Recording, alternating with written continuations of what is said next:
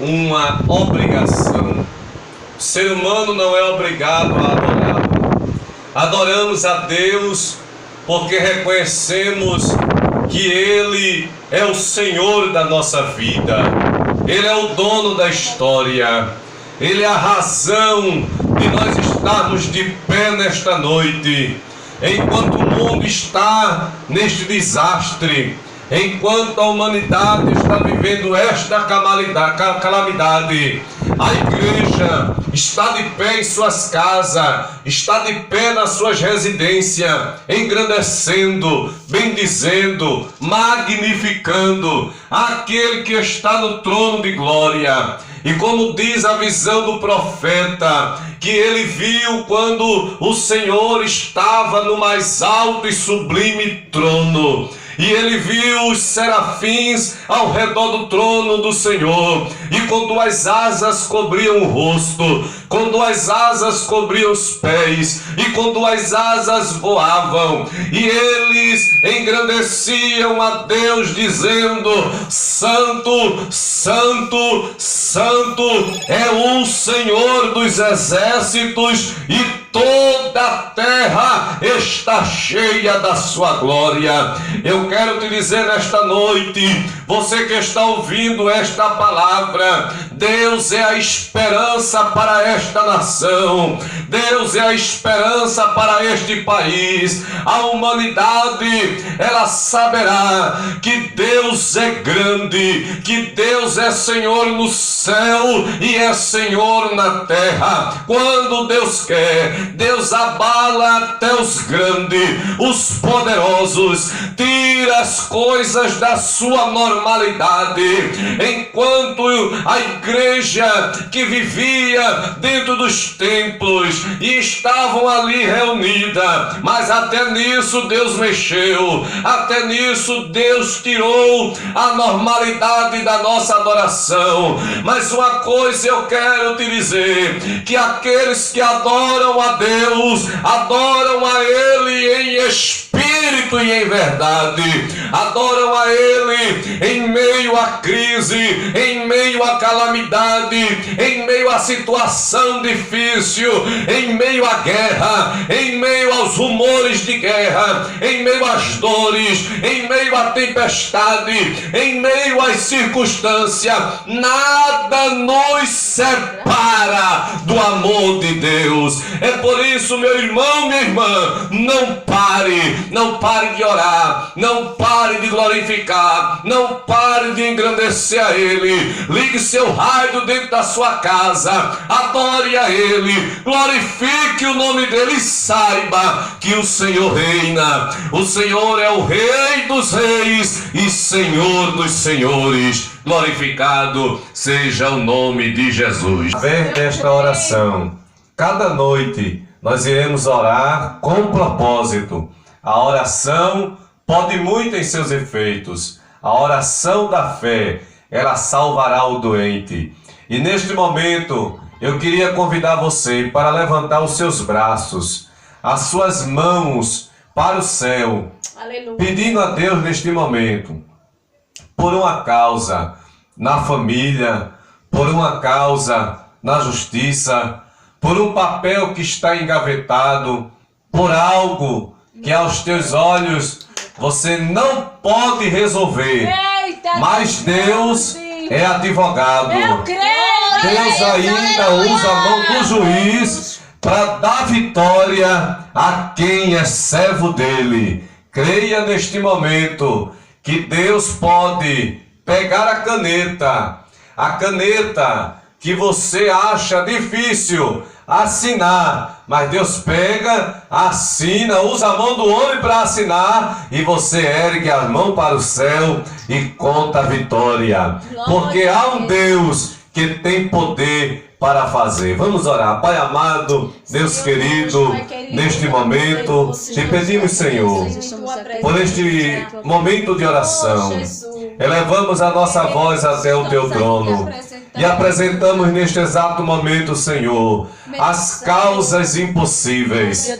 Pessoas, meu Pai, que perderam a esperança, o cansaço de tanto insistir com a causa, fez com que a pessoa parasse, com que a pessoa desistisse. Talvez o papel foi lá para baixo, foi até engavetado, mas nesta noite, creia que a oração, ela vai fazer o que eu e você não pode fazer.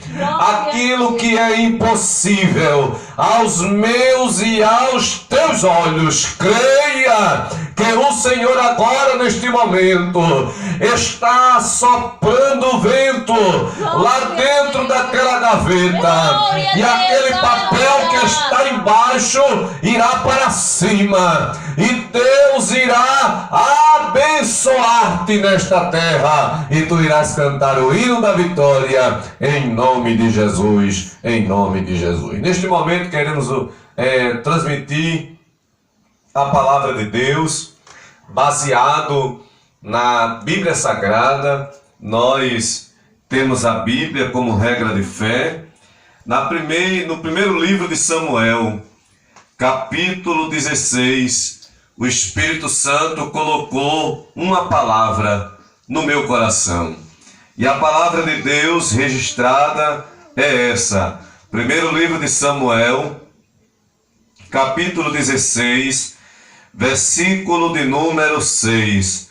Sucedeu que entrando eles, viu a Eliabe e disse consigo: certamente está perante o Senhor o seu ungido.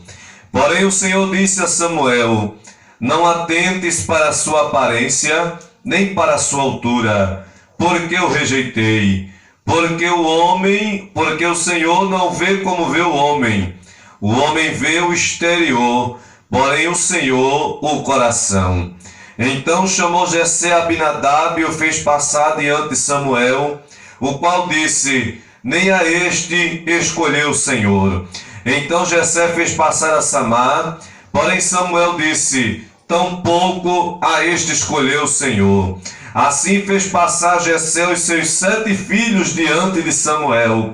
Porém Samuel disse a Jessé: o Senhor não escolheu a estes. Perguntou, porém, a Jessé: acabaram-se os teus filhos? E ele respondeu: ainda falta o menor, que está apacentando as ovelhas. Disse, porém, Samuel a Jessé: manda chamá-lo, pois não nos assentaremos à mesa enquanto ele não chegar. Todos nós conhecemos esta palavra e sabemos, decorado, salteado, de que as escolhas de Deus, elas são claras e específicas. Deus, atendendo à vontade do homem, escolhe um rei chamado Saul. A Bíblia diz que Saul foi um homem escolhido pelo povo. Quando Samuel recebe o chamado para o sacerdócio, a Bíblia diz que ele era o porta-voz de Deus, a boca de Deus entre os homens, até porque Samuel, além de ser sacerdote, também era profeta. Mas a Bíblia diz que Deus queria alguém de carne e osso, em que pudesse consultar e levar suas queixas. E a Bíblia diz que Samuel indaga ao Senhor dizendo: mestre, Deus, o povo está rejeitando a tua voz, está me rejeitando. E Deus disse a ele: o povo não te rejeita, Samuel, mas a mim me rejeita. Mas faz o que o povo quer. A Bíblia diz que o governo daquele homem foi bem sucedido. Samuel é ungido, Saul é ungido por Samuel. E a Bíblia diz que Saul era um homem de batalha, era um homem de guerra, era um homem de conquista. Mas, um certo dia, Deus mandou ele matar o rei e matar também todos aqueles que estavam com o rei. A Bíblia diz que quando Saul vai para o campo de batalha, ele poupa o rei e ele poupa as ovelhas, e ele, a partir daquele momento, passa a ser rejeitado por Deus. Tanto que Deus diz a Samuel: até quando terás dó de Saul? Capítulo 16, versículo 1.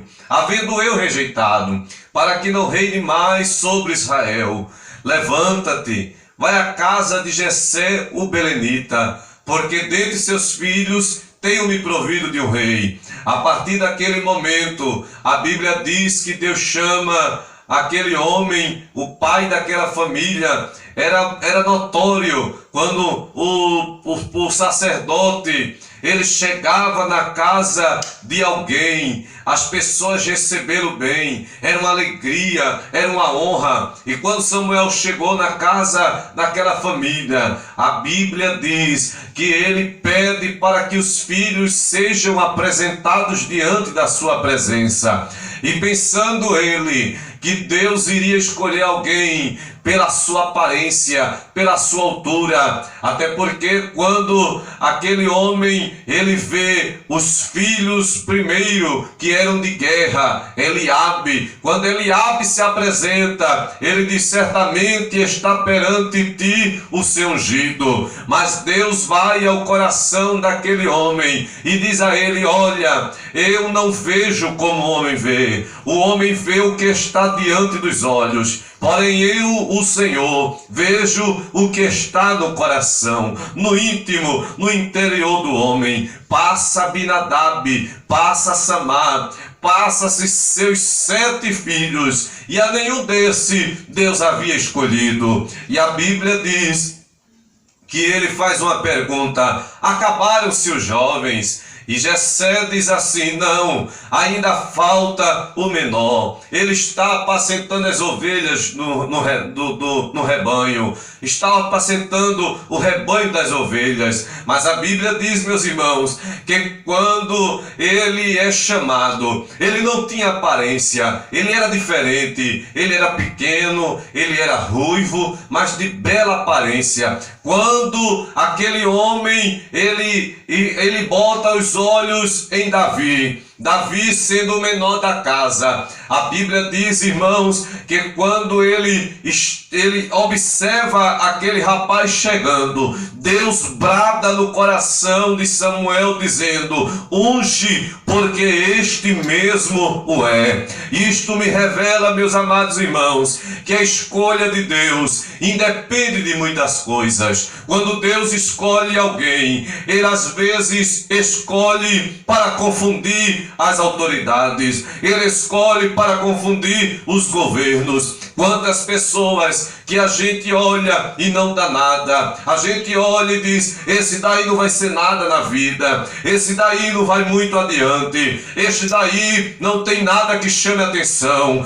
Mas quando Deus se interessa, quando Deus olha para alguém, quando Deus coloca os olhos em alguém, Deus diz: você olha pelo olhar humano, mas eu olho o amanhã, eu olho o futuro, eu olho o que vou fazer na vida desta pessoa. Se os homens nos olhassem como um olha para o outro, nem eu nem você estaríamos de pé. Alguém já tinha nos excluído, alguém já tinha nos tirado de cena, alguém já tinha dito: tira ele de lá, arranca ela dali, ele não serve, ela não serve. Mas uma coisa que eu quero te dizer é que Deus, quando escolhe, ele escolhe quem não é para ele ser, ele escolhe quem não tem capacidade, porque quem vai capacitar é o Senhor da glória. Uma coisa eu quero te dizer: nunca despreze alguém. Você não sabe o que esta pessoa vai ser no amanhã,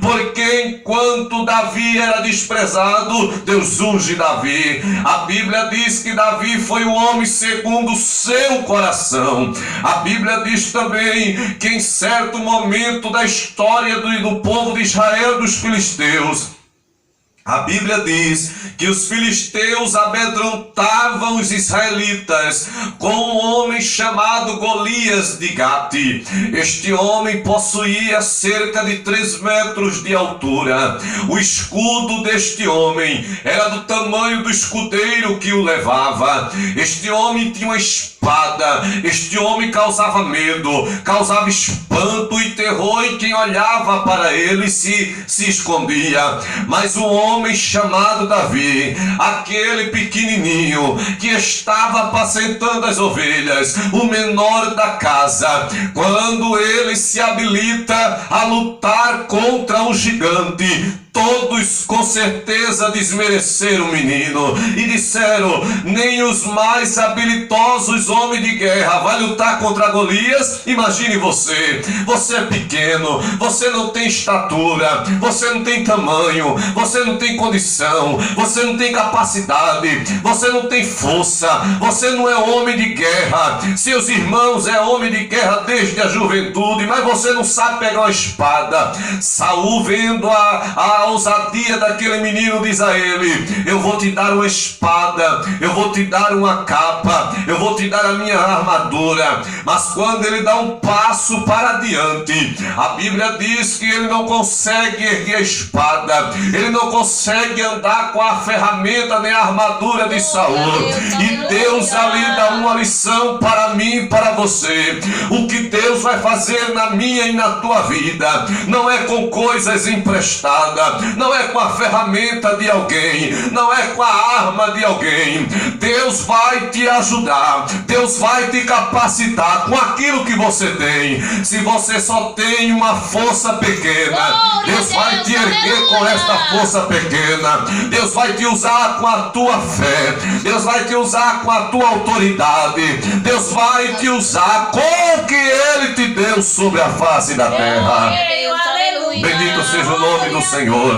E é por isso, meus irmãos, que quando aquele homem tira a ferramenta, a armadura de Saul, e ele vai com a funda e o alforje de pastor, ele passa no ribeiro e pega 5 pedras, uma das pedras que estava ali, quando ele, que era canhoto, roda aquele alforje de pastor, a pedra sai, bate no meio do crânio de Golias.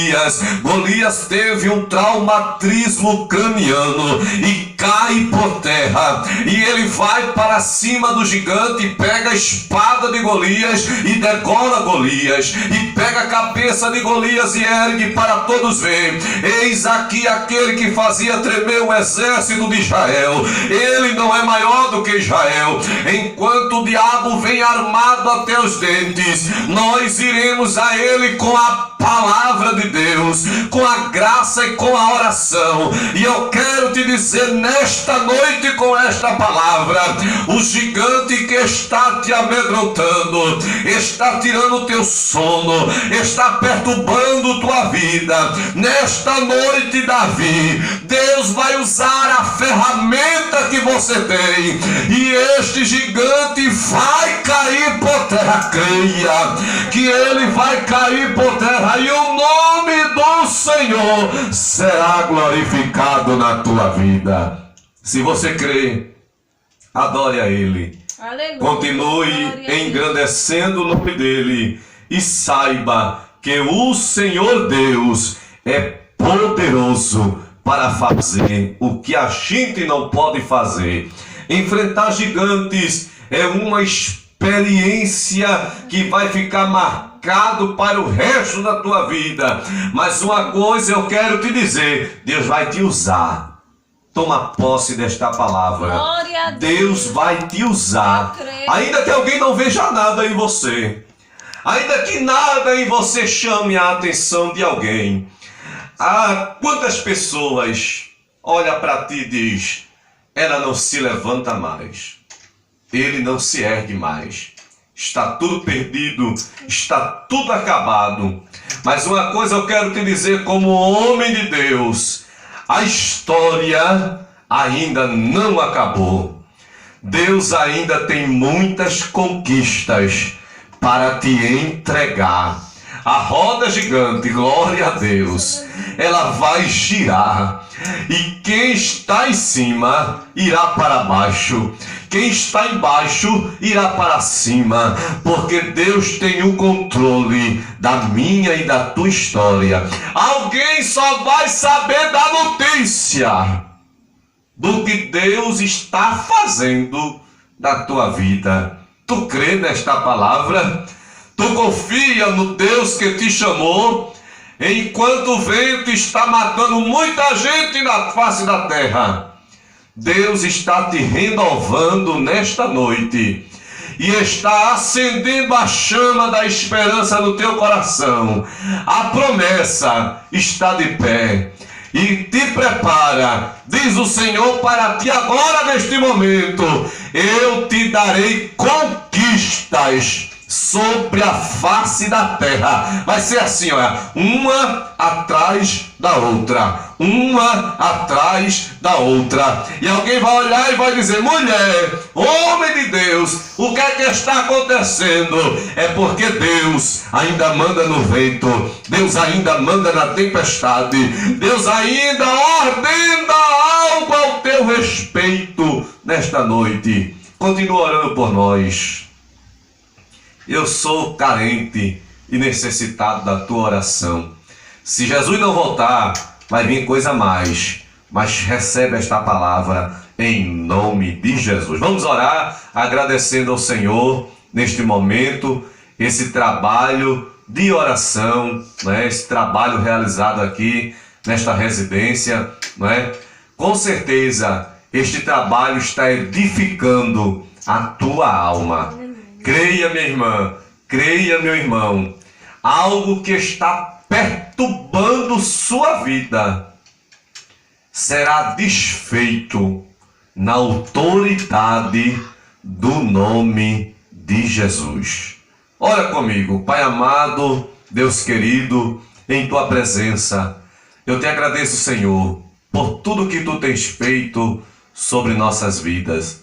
Abençoa aqui este lar, a esta casa, aos habitantes desta casa, aos moradores, Senhor, ao redor deste lar, aos meus vizinhos, aos que te servem e aos que ainda não te servem. Abençoa, dá paz, prosperidade, repreende as enfermidades, liberta-os pelo poder da tua palavra. É o que eu te peço, em nome de Jesus. Amém.